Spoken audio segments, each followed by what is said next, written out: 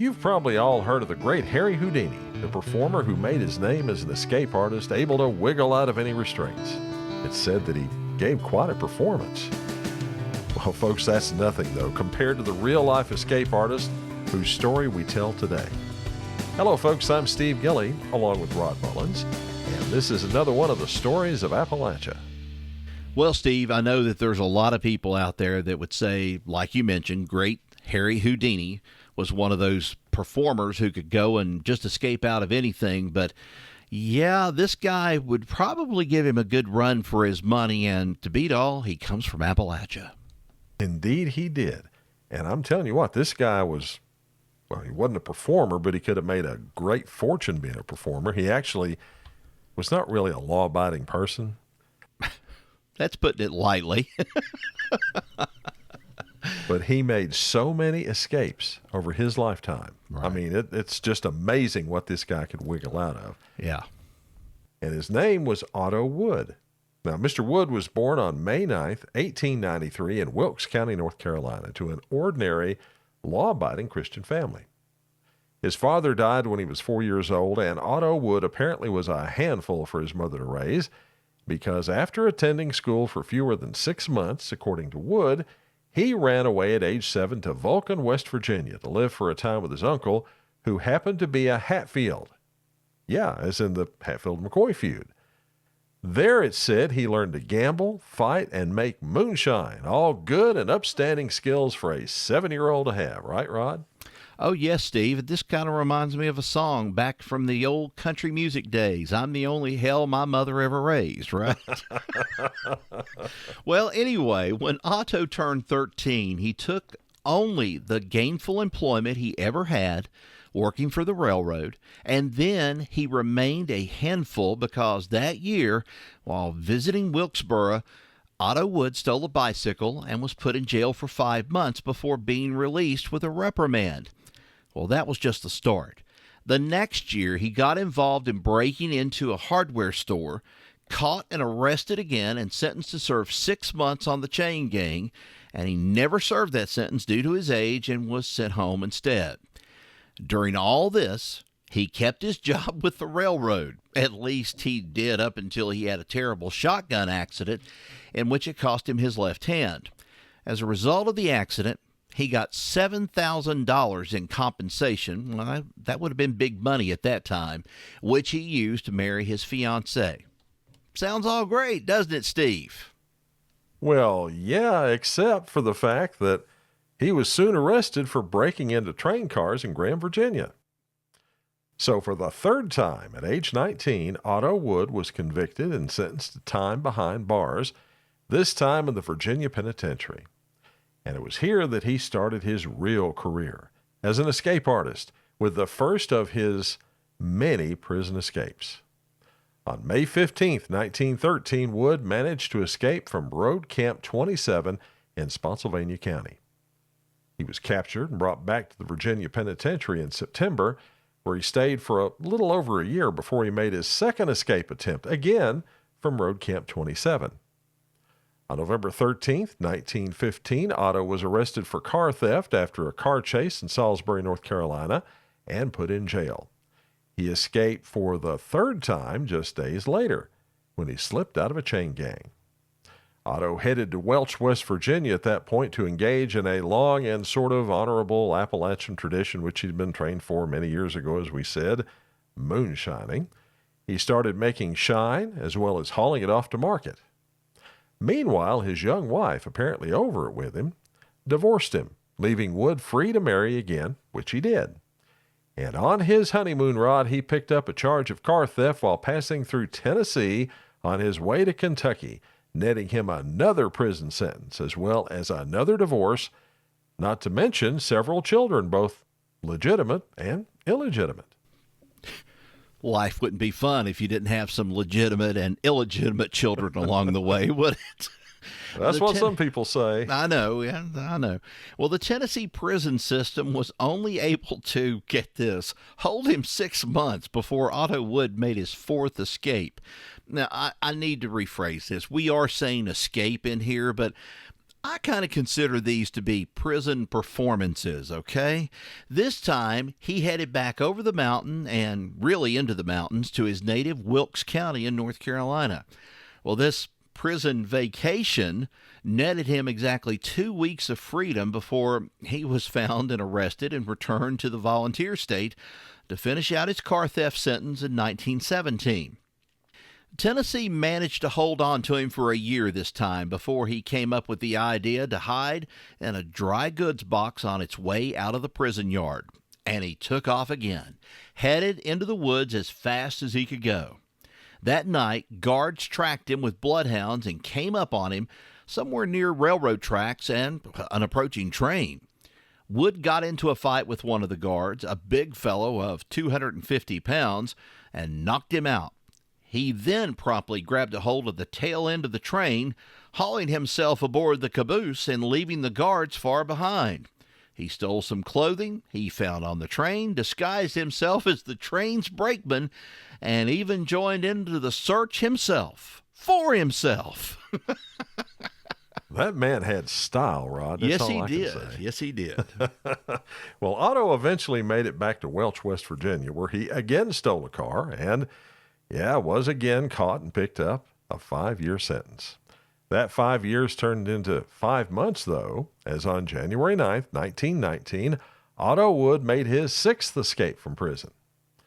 A reward was offered for his capture in Virginia, West Virginia, and Tennessee, but after he was caught again in Wilkes County, North Carolina, May 16, 1919, he was returned to West Virginia, where the governor of West Virginia pardoned him for the second car theft charge of all things.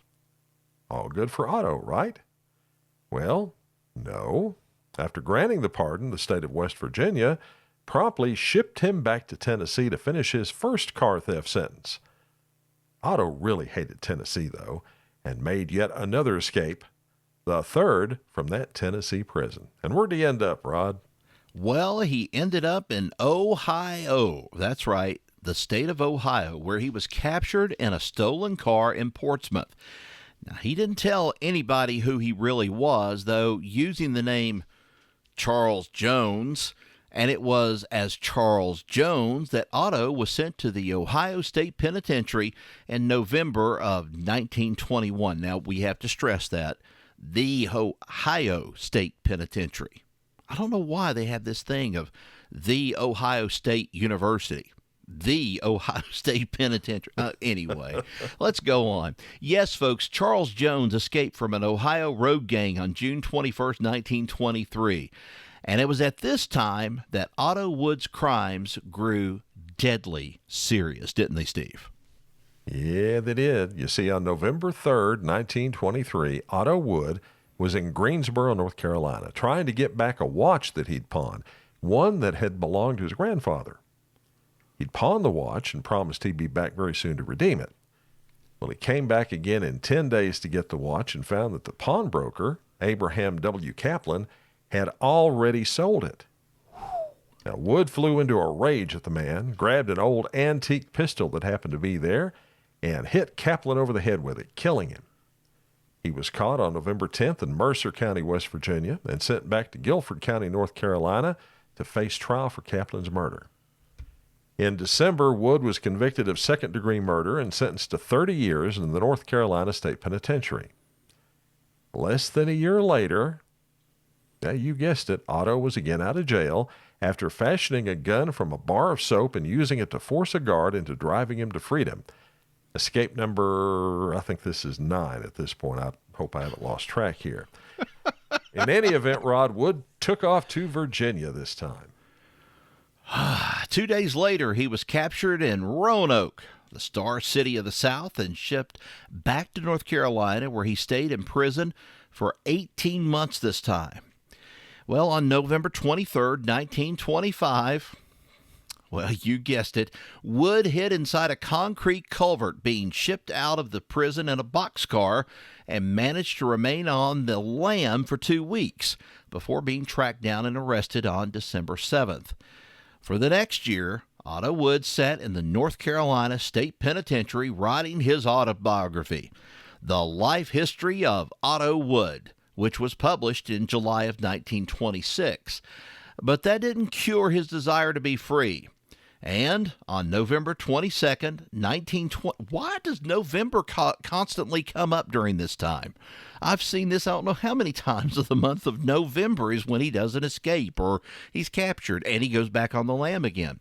Well, anyway, on November 22nd, 1926, Wood simply walked out an unlocked door and vanished this time, remaining gone for 7 months, probably because he avoided Virginia, Tennessee, West Virginia, and yes, Wilkes County. He might have remained free, but for his need to commit more crimes. And on January 25th, 1927, Wood was wounded in a burglary attempt in Terre Haute, Indiana, and captured, a new place he went to. Once authorities found out he was a wanted man, he was sent back to North Carolina to serve out his sentence for murder.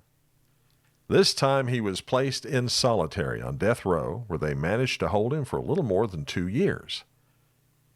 You see, he wasn't doing very well. He was in bad health, and the governor of North Carolina, O. Max Gardner, took pity on Otto and ordered that he be taken out of solitary and placed in the general prison population, where Wood just promised to not run away while Gardner was governor. You see where this is going. Unfortunately, Otto Wood couldn't keep his promise. And on July 10th, 1930, he again took off, his 12th and final escape attempt. You see, Otto Wood had vowed never to be captured again. Okay, now let me ask you this question. Was he an escape con or was he a politician because he couldn't keep his promises? I mean, he sounds What's like the difference, one. Rod? Well, I know, but I mean, when you have that in there and you say Otto Wood couldn't keep his promises, well, I know some politicians that can't keep their promises either. So what's the difference? So anyway, no, he didn't remain free because, you see, Wood headed straight to Salisbury, North Carolina, where he was spotted by local authorities on New Year's Eve, 1930. Wood was not going to go back to prison without a fight, though, and a gun battle erupted between the police and Otto Wood right there on the streets of Salisbury. Police Chief R.L. Rankin ended up shooting and killing Wood in the exchange of fire.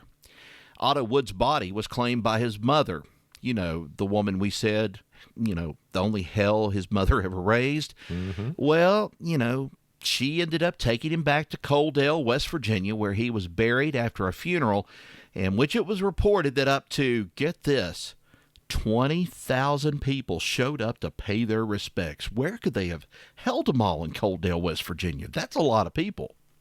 Probably an outdoor ceremony, best I can guess. Probably so. Well, you see, Otto became even more famous, if he wasn't famous enough to get 20,000 people showing up at his funeral, just a year later, when the Carolina Buddies recorded the song Otto Wood the Bandit on Columbia Records. Now, the song was later also recorded by none other than Doc Watson and Norman Blake. Wow. What a life. I guess he was just like this outlaw that you had to love, if you were from Wilkes County, which is where he spent most of his time. Mm-hmm. And they have made a whole big thing about him. Yeah, and the escapes, I think, were the biggest thing. He's out there outwitting the law no matter what they do, and I think that just appealed to a lot of folks. Yeah, it sounds that way. And folks, that's the story of Otto Wood, another story that makes up the history of this place we call home, Appalachia. Thanks for listening. Now, if you like the stories that Rod and I tell, be sure to subscribe so you can get every single episode.